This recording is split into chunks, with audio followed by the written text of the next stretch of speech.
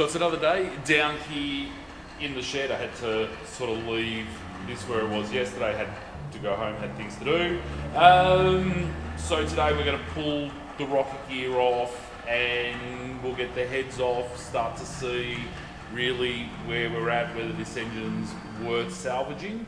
You know, and again, just go through it all methodically. I'm going to put the rockers basically inside the rocker covers that they came out of, and then I'll set up some sort of system for keeping all the push rods in order, and yeah, take it one step at a time as per usual. Probably take a few steps backwards too while we're at it.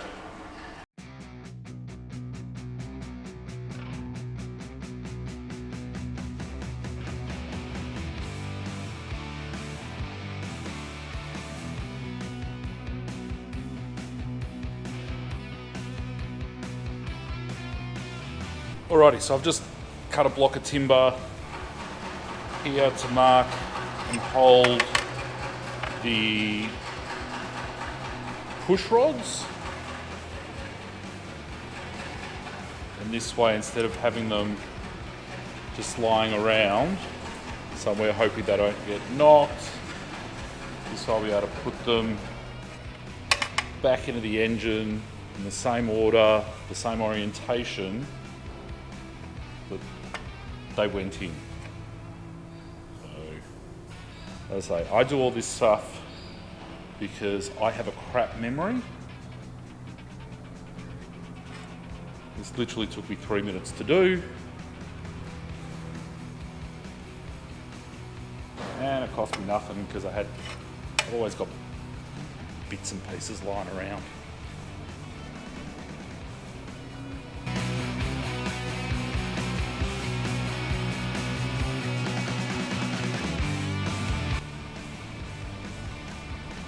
Also mark which end is the front. Again, this way it makes it really hard for me to cock this up. I mean, if there is a way to cock it up, I'm sure I'll find it, but it just makes it that little bit more difficult for me to do.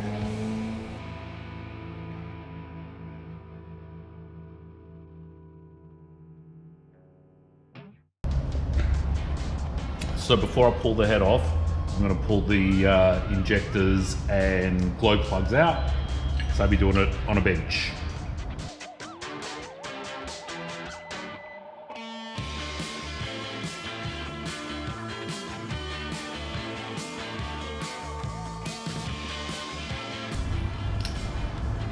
My plan is to put new injectors and glow plugs in it, so I'm not too concerned about keeping track of which came out of which cylinders.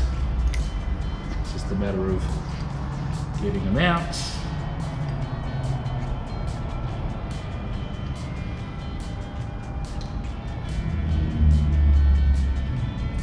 Toit.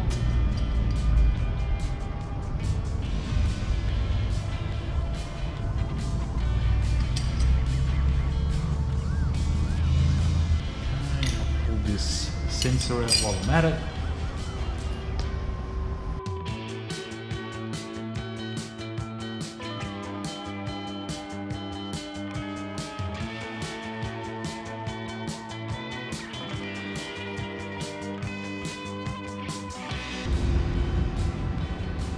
Time to attack the head bolts.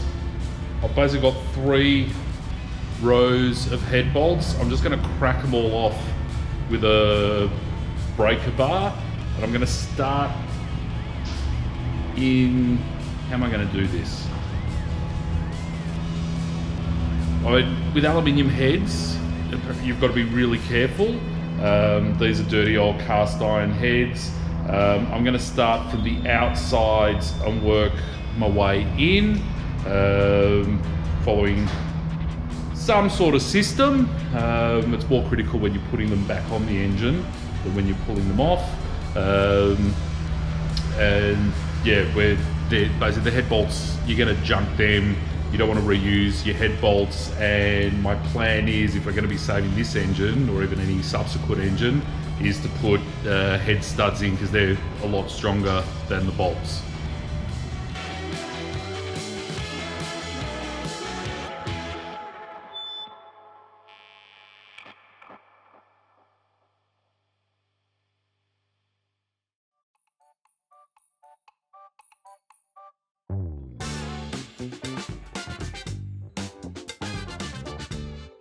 Okay, so far so good.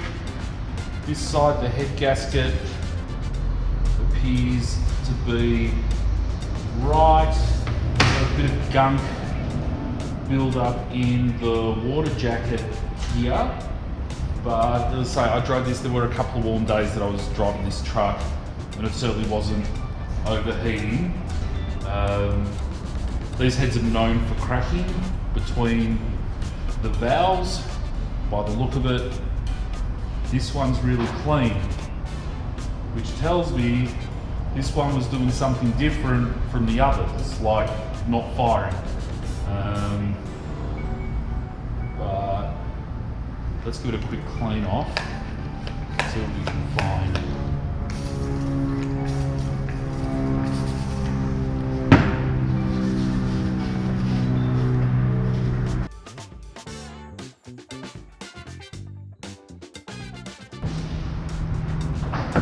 That head is good from a crack perspective from what I know about these engines. Let's go and have a look at the bores. So as you can see, all these cylinders appear to be different. That's got a lot of goop. This one has a lot of corrosion in it. Again, that's the very, very clean one. Let's see if I can turn this over.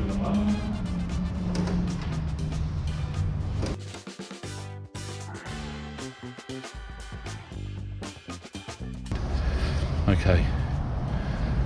Well, this looks like surface rust.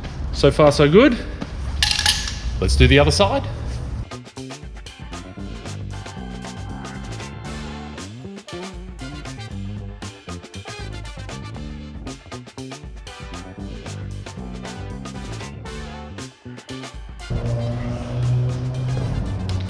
Give me one to do. Sorry? Give me one to do. I bet I can do it. Quick sticks.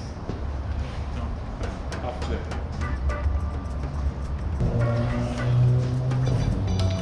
Give me one to do. Sorry? Give me one to do. I bet I can do it. Quick sticks. No. Up to. Oh, it's moving. Go muscles. Up to. Up to. There you go. Okay. Now. Up to.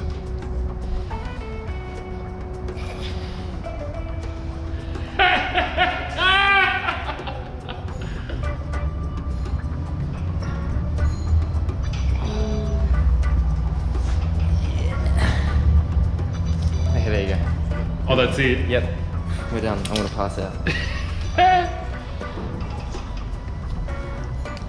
That's what happens. That's what happens when you're only 65 kilo ring and wind. I'll be lucky if I weigh that at the moment.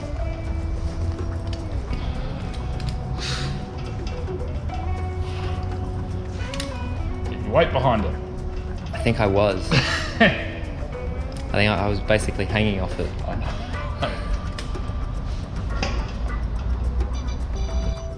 already know this side's got a blown head gasket, Yeah, how can you tell? because there's a head gasket hanging out the back of it. Oh yeah, that makes sense.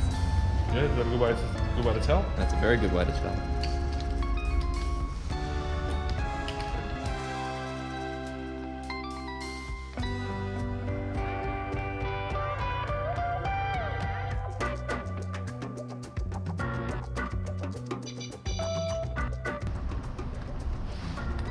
So they meant to be like worn at least, or Sorry? so they don't seem too bad. No. No, there's a bit of corrosion. around here, but that could have been, like, it's not enough for it to have built up overnight. That's long term. So there's been Water in it. water getting in, but we don't have the cracks across You here. gotta score it. No, it's just because I've wiped the soot in that direction. Watch. Oh. No, it's definitely scored. That's not bad. That's weird. Why? Well, the piston hits that surface, so what would have scored it? Unless there's in there? something on the Unless head. something got in, that That's just blow it up. Burnt out. Right. Let's go have a look at the cylinders. Right. So that's really weird because it's not blown anywhere around the cylinders. The only thing I could think of is if the head bolts were failing and it just compression jumped under there, because that would be sitting there. Yeah. Alright. Bit of goop in like oil Yeah. build up. As I say, it seems like there was heaps of blow-by on this engine. I don't know, like around the end here, is that like, does that look a bit like, Well, that's the combustion area. okay.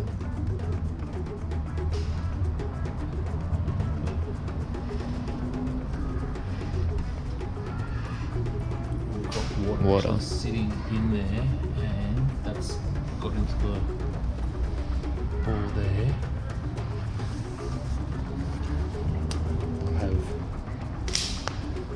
We'll have an expert take a look at it.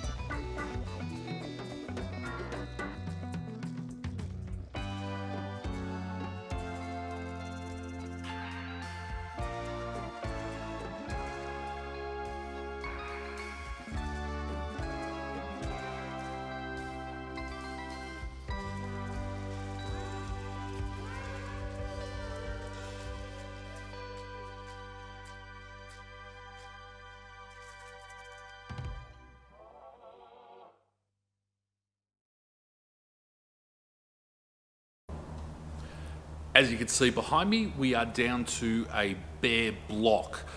One of the things I made sure I did before I started pulling everything apart was the cold rods and the caps. I actually stamped them so I know exactly which cylinders they came out of. Now, I just borrowed a set of number punches from Max next door. If you don't have number punches available to you, then you could just use a punch and one dot for each number cylinder it came out of. Fortunately for this engine, the main caps are actually marked which positions they go in, and I've put everything together in one box as it actually came apart. So that's all being kept neat and tidy. I've had the engine builder, or the guy who's doing the machining at least, come down, measure the bores and all the journals and everything. So he's gone back to check all the specs, let me know if anything's already undersized, oversized, so that I can order up, you know, new pistons and bearings and rings and all that other stuff. And that's going to take some time because I've got to order that in from the States as a complete master kit, along with God knows whatever else I'm going to need for this engine. So we'll leave it there for this episode. Again, thank you for watching Harry's Big Shed. Leave your thoughts down in the comment section. We'll get back to you about that. Any questions, any critiques, what you're enjoying about the videos, what you don't like about the videos, and we'll see you next time.